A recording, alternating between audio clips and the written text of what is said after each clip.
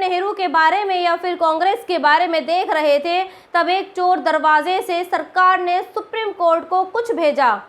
मुझे उम्मीद है कि सरकार ने सुप्रीम कोर्ट को जो भेजा है वो आपको नहीं दिखाया गया होगा, या फिर ये भी कह सकते हैं कि आप में से ऐसे बहुत सारे लोग होंगे जो ये देखना ही नहीं चाहते हैं। लेकिन याद रखिए, आज गोदी मीडिया और उसके एंकर्स ने भले ही आपके दिमाग में ये भर दिया है कि सरकार जो करती है या जो कर रही है वो बिल्कुल सही है, लेकिन इस बार सरकार ने सुप्रीम कोर्ट को जो भेजा है और अगर इस पर अमल हो जाता है तो फिर आपसे कोर्ट में ये कहने का हक छीन जाएगा कि I will see you in the court. यानी आप जो राह चलते सड़क पर या फिर मोहल्ले में या फिर अपने घर के बेडरूम में गहमा गहमी में बड़ी आसानी से ये कह देते हैं कि मैं तुझे कोर्ट में देख लूँगा, अब नहीं देख पाओगे, क्योंकि सरकार सुप्रीम कोर्ट को एक एसओपी भेज चुकी है और ये एसओपी ये कहता है कि अब सरकार जो चाहेगी कोर्ट वही करेगी। यानी सरकार सीधे सीधे संविधान को ख़त्म कर रही है और आप और हम हिंदू मुसलमान में उलझ रहे हैं। हिंदुओं को लग रहा है कि सरकार मुसलमानों के घरों पर बुलडोज़र चला रही है, तो भाई सारी ज़िंदगी आपकी लड़ाई मुसलमानों से ही थोड़ी ना होगी। खैर, इसमें आपकी मर्ज़ी है। मैं तो यहाँ ये बता सकती हूँ कि सरकार ने जो एसओपी यानी स्टैंडर्ड ऑपरेटिंग प्रोसीजर भेजा है उसमें क्या है और उसके लागू होने के बाद क्या होगा।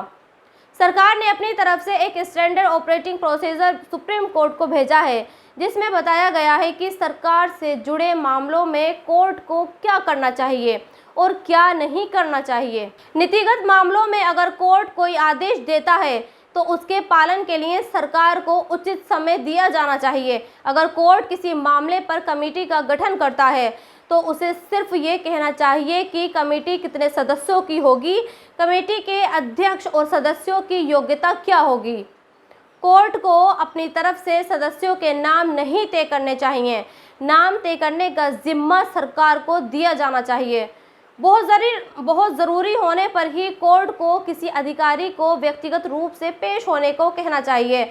इस दौरान उसकी वेशभूषा पर बेवजह टिप्पणी नहीं करनी चाहिए। सरकार की ये बात अगर अदालतें मान लेती हैं तो आम आदमी के जीवन पर क्या असर होगा, ये समझने के लिए आइए हम याद करते हैं सदी की सबसे बड़ी विभीषिका कोविड के दौर की। आपको याद होगा कि केंद्र सरकार शुरू में जो कोविड वैक्सीनेशन पॉलिसी लेकर आई थी उसमें सरकार ने ये नीति बनाई थी कि 45 वर्ष से ऊपर के लोगों को फ्री टीका लगेगा और उससे कम के लोगों को पैसा चुकाना होगा। यही नहीं, सरकार और प्राइवेट अस्पतालों में वैक्सीनेशन के लिए अलग अलग कीमत चुकानी थी।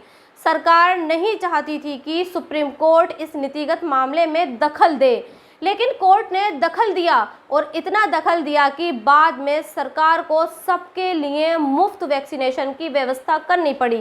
ये बस एक एग्जाम्पल है, ऐसे बहुत सारे मामले हैं जब अदालतों ने नीतिगत मामलों में ज़रूरी दखल दी और आम आदमी के जीवन में उसका पॉजिटिव असर हुआ। तो दोस्तों, इस वीडियो में इतना ही। इस वीडियो को ज़्यादा से ज़्यादा शेयर कीजिए और आप भी अपनी राय कमेंट्स बॉक्स में लिख सकते हैं। और अगर अब तक आपने खबरी मीटर को सब्सक्राइब नहीं किया है तो प्लीज़ सब्सक्राइब ज़रूर कर दें। शुक्रिया।